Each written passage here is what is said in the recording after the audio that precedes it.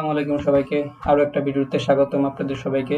আজকে আমরা দেখব আমরা কিভাবে সহজে মাউসের কয়েকটা ট্রিক্স শেয়ার করব আপনাদের সাথে, যাতে আমরা আমাদের কাজের স্পিড আরো বাড়াতে পারি। প্রথমে আমি যেটা দেখাবো, সাপোজ আপনি যে কোনো লিংক ওপেন করবেন। সাপোজ আমি ইউটিউব ওপেন করব। আমি ইউটিউবের উপরে এসে যদি কন্ট্রোল প্রেস করে যদি এটার উপর ক্লিক করি, তাহলে এটা আরেকটার মধ্যে ওপেন হয়ে গেল। আবার এটার মধ্যে যদি মাউসের হুইলের উপর ক্লিক করি, মাউস এটার ইউটিউবের উপরে লিংকের উপরে নিয়ে মাউসের হুইল যেটা আছে, চাকা যেটা আছে আপনার, এই চাকার মধ্যে যদি ক্লিক করেন এই লিংকের উপরে নিয়ে, তাহলে এই লিংকটা এখানে ওপেন হচ্ছে। তো এটা হচ্ছে শর্টকাট।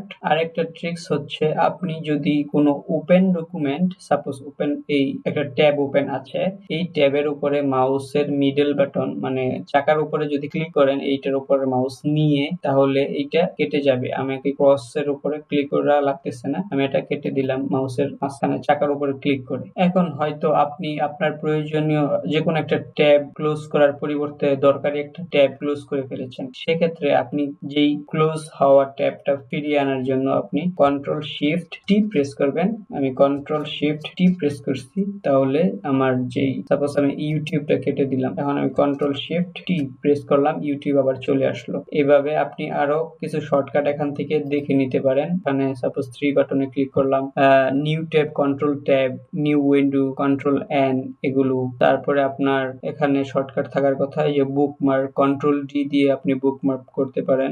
ওপেন অল ট্যাবস এর মধ্যে সাপোজ আপনার এই সবগুলো ট্যাবস, অনেকগুলো ট্যাবস ওপেন আছে, আমি আপনাদের দেখাচ্ছি। এই ভিডিওটার মধ্যে আমি এটা ওপেন করলাম একটা নিউ ট্যাবে, আবার এটা ওপেন করলাম নিউ ট্যাবে, সাপোজ আরো কয়েকটা ভিডিও, এইটা ওপেন করলাম। তো আমি চাচ্ছি সবগুলো ট্যাব আমার বুকমার্ক করার জন্য। তো আমি যদি সবগুলো ট্যাব বুকমার্ক করতে চাই, তাহলে এটা শর্টকাট আমি দেখে নিচ্ছি এখান থেকে। বুকমার্ক, এখানে bookmark all tab, control shift D. আমি যদি এটা প্রেস করি, সাপোজ আমি কন্ট্রোল শিফট ডি প্রেস করলাম, এখন বলতেছে কোথায় আমি এটা সেভ করতে চাই। আমি বুকমার্ক বারে সেভ করব না, আমি নতুন একটা ফোল্ডার ক্রিয়েট করলাম, নাম দিলাম টিউটোরিয়াল সাপোজ। এখন এটা সেভ দিলাম।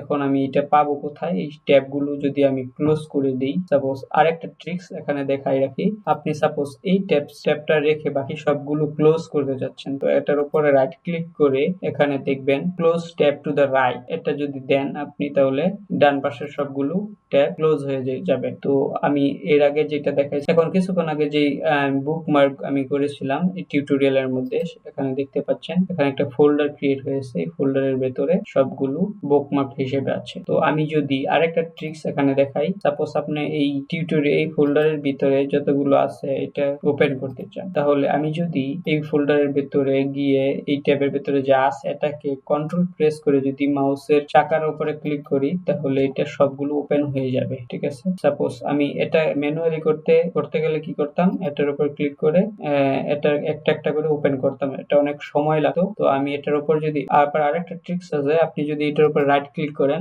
ওপেন অল ট্যাব, অল 8, এই সবগুলো এখানে 8টা আছে ট্যাব, সবগুলো ওপেন হবে। আবার আপনি যদি একটা নতুন উইন্ডোতে এগুলো খুলতে চান, তাহলে এখানে ওপেন অল 8 নিউ ট্যাব এখানে আছে এগুলো। তো আপনি আবার এখানে আরেকটা ট্রিক্স আছে, সাপোজ আপনি এই ট্যাবটাকে এটা আপনি গ্রুপে ক্রিয়েট করতে চান, তো এখানে রাইট ক্লিক করে open all 8 in a tab group, আমি এখানে ক্লিক করলাম, এখানে এটা একটা গ্রুপ হিসেবে ওপেন হয়েছে। আপনারা দেখতে পাচ্ছেন আমি গ্রুপের মধ্যে ক্লিক করলে এটা বের হয়ে যাচ্ছে এবং এটা হাইড হয়ে যাচ্ছে। ধন্যবাদ সবাইকে।